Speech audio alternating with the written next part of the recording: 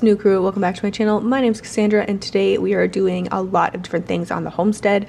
Outside it was a beautiful day, so we are going to go ahead and get some Crockpot pork tacos going. I will link this recipe that I used down below in the description box, but we are using a pork picnic roast today. It's a very cheap cut of meat, perfect for the Crockpot.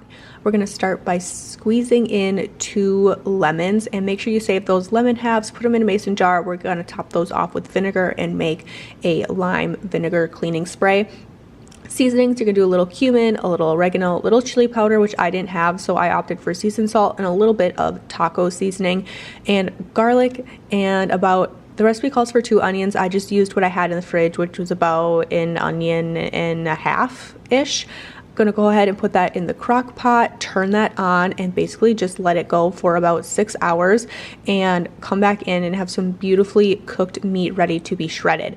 So once we got that going, we went ahead and headed outside, and this is the tension wire that my husband put on the day prior to us putting up the fencing. And my husband and I put in all of the posts and all of these T-posts around where the fence line is. And today was the day we had to put in the gate, finish up any loose ends, so that my brother-in-law Joe and what ended up being myself and my oldest daughter that you see here putting in the roll of fencing. It just took a lot of us to manage 100-foot roll fencing at a time, and we're just putting in the gate. This is a 10-foot gate. We have a 10-foot gate on one side and an 8-foot gate on the other, but we are going to put that 8-foot gate in probably next year. We have the space for it, but we wanted to save a little bit of money when it came to this project for this year. So we are just going to put a cutaway fence in that area where that second gate is going to go, and next year we will put in another gate. So we put this gate in. We wanted a big enough gate so we could drive a truck through it, or a Ranger through it, or a tractor through it if we needed to, and make sure that we had a ton of room. And it's going to make it a lot easier, especially when we need to bring in loads of wood chips or mulch or doing any sort of tree or berry maintenance. So if you are new and you don't know what's going on in this area, this is going to be our permaculture orchard.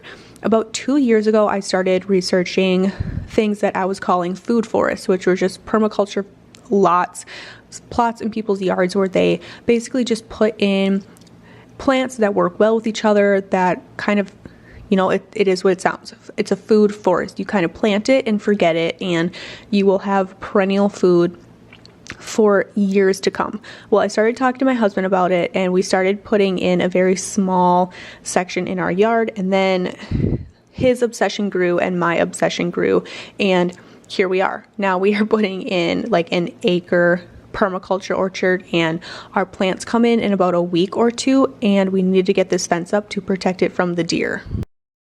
Joe, I, and some of my bigger kids helped put the gate in, learned how to do that. That was pretty interesting. I'm learning so much on these projects here, but we got the gate in. We finished all the tension wire, and by we, I mean Joe finished the tension wire yesterday. It is looking absolutely fantastic, and we're just one step closer to getting the fencing in. My brother-in-law should be here any minute to start rolling out wiring, so that's exciting. And then we're kind of going to be off to the races. Another expansion project that I really wanted to do this year was put in some raised beds with some arched trellising. And we put in these raised beds a couple weeks ago. I planted in them yesterday, and today, before I even filmed, my husband and I actually, in full transparency, put these cattle panels up in our pajamas still. He used these fencing ties, which we were using to hold the fence together to the T-post over in the permaculture orchard, and they worked really well here as well on the arch trellising for my raised beds. And I wanted to show you guys my peas. I talked about them in the video that went up on Monday, that my peas were starting to come up, and I realized I didn't show you. So here are some of my sweet peas that are starting to come up. This is the video that went up on Monday where we planted out these raised beds. If you want to know what's planted in these and just kind of what we put in here, what the plan is for these raised beds, I'll link that video down below for you if you want to get caught up on all things raised beds and arch trellis related. I went ahead and made sure that while I was out here, I watered these seeds that we planted yesterday. It was really hot this day. It was like 72 degrees, so they were really gonna need a drink. My son helped me with that. He loves to help with all things garden. Then I didn't film, but we spent about 3 hours putting up that fencing, and I had to come in to whip up some tortillas so that when the boys finished off the last about 50 feet of fence, they were able to come in and make a plate right away. Everyone was starving. It was a lot of hard work. So here are my tortillas. This is a double batch of tortillas. I will link this recipe down below, as well as my pork picnic roast taco recipe down below. I got them both from Pinterest, but they are very simple. All in all, these tortillas probably took me I want to say about 20 minutes from start to finish, which really is not bad. You can always, after you're done kneading your dough, it needs time to rest for a minute, and then we're going to go ahead and I'll show you guys what the next step is here. I have my tortilla dough here. While we are sectioning these off and starting to roll them out into our tortilla shapes, I have my cast iron skillet turned on behind me, just on like a medium heat. I'm going to start getting that warmed up so that as I'm rolling these out, I can start frying tortillas off right away. I also made a double batch of tortillas. I am feeding an extra adult today because they are helping put the fence in.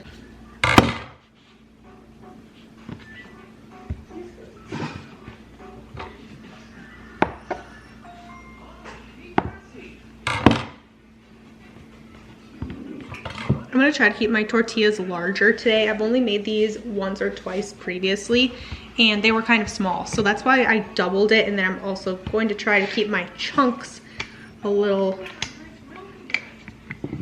larger, but we'll see how that plan actually takes. So it's pretty simple. All you have to do is go ahead and roll out your tortillas. And I'm not gonna lie, this takes a little bit of practice. All of my tortillas are very oblong, but one of you guys told me the first time I made these that if you kind of rotate it a quarter turn every time, you get a much more uniform shape.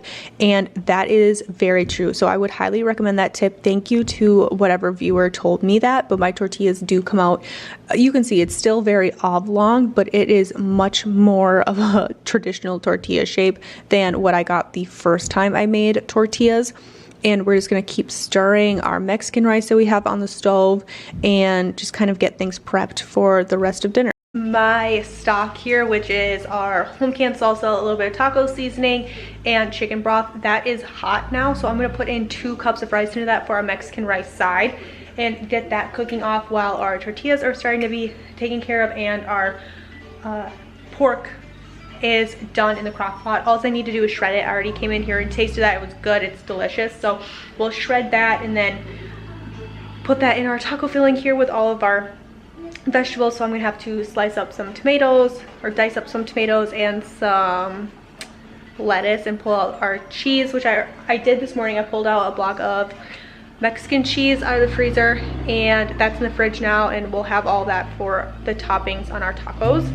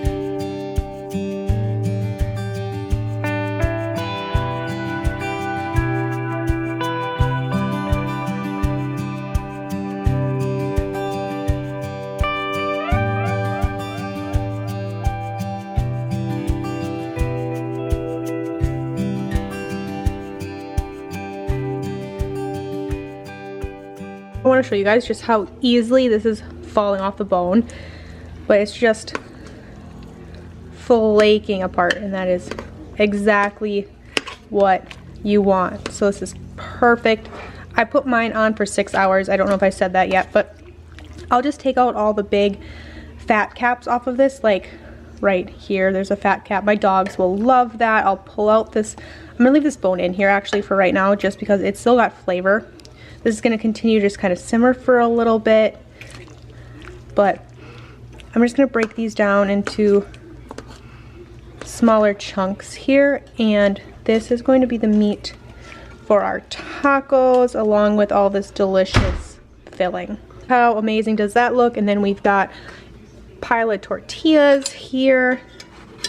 These are going along swimmingly. My tortillas feel a little stiff, so if you guys have a really good tortilla recipe or tricks on how to get a really soft, pliable tortilla, let me know, because these are good, don't get me wrong. I do like this recipe. It's the only recipe I've ever used. I'm not super well versed in tortilla making, but if you guys have a really good one or any really good tips and tricks, let me know down below. Our rice is coming along. We're just kind of periodically stirring that. Got to get another tortilla on the cast iron, and we're gonna be ready to go.